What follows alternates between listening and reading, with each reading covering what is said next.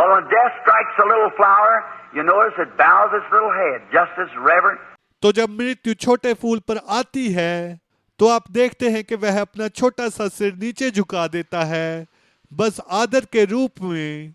The petals drop off, and the leaves drop off, and a little black seed falls out. पंखड़ियां झड़ जाती हैं और पत्तियां झड़ जाती हैं और छोटा सा काला बीज गिर जाता है।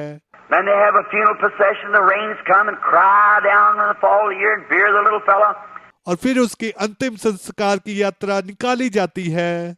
वर्ष के पतझड़ में बारिशें आती हैं और उदासी आ जाती है और नन्हे से फूल को दफना देती है। And then the first thing you know, the freeze comes. Maybe the little seeds laying about that deep part of the ground where the falls rains buried it. और फिर सबसे पहली चीज जिसके बारे में आप जानते हैं वह है सतकालीन का आना। हो सकता है कि छोटा सा बीज जमीन के नीचे उस गहराई में पड़ा हो जहां पतझड़ की बारिश ने उसे दबा दिया था। And then after a while, the real cold spell comes and it freezes. और फिर थोड़ी देर के बाद देखें असली ठंड का मौसम आता है और वह जम जाता है। Then the little seed freezes, the pulp runs out of the seed bursts open, the pulp runs out. और छोटा सा वो बीज जम जाता है, गुद्दा फट जाता है, खत्म हो जाता है। बीज फूटता है और गुद्दा खत्म हो जाता है। And then the winter continues on through the blizzards and the blizzard after blizzard. और उसके बाद बर्फीले तूफान के बाद बर्फीला तूफान, फिर से बर्फीले तूफान के माध्यम से सर्दी लगातार जारी रहती है। Then after a while along about February, last of February, 1st of March, the stalk's gone, the bulb's gone, the seed's gone, the pulp's gone, the petal's gone, the flower's gone. फिर फरवरी के कुछ समय बाद, फरवरी का अंत, मार्च का पहला हफ्ता, डंठल समाप्त, गांठ समाप्त, बीज चला जाता है, गुद्दा चला जाता है, पंखुड़ी चली गई, फूल चला गया। Everything there is gone.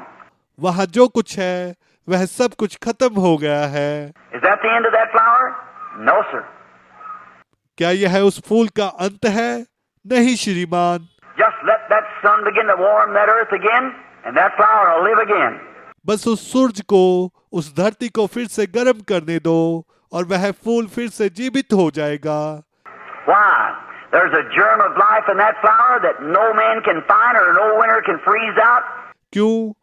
उस फूल में जीवन का एक जीवाणु है जिसे कोई भी मनुष्य नहीं ढूंढ सकता है या कोई भी सर्दी का मौसम उसे जमा नहीं सकता है।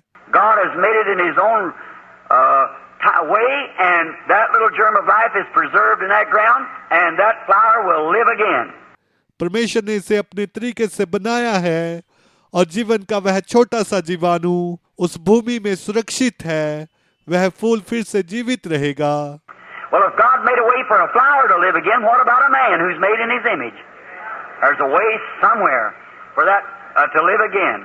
खैर, यदि परमेश्वर एक फूल को फिर से जीवित करने का मार्ग बनाया है, तो उस मनुष्य के बारे में क्या जो उसके स्वरूप में बनाया गया है? उसके लिए फिर से जीने का कहीं तो मार्ग है।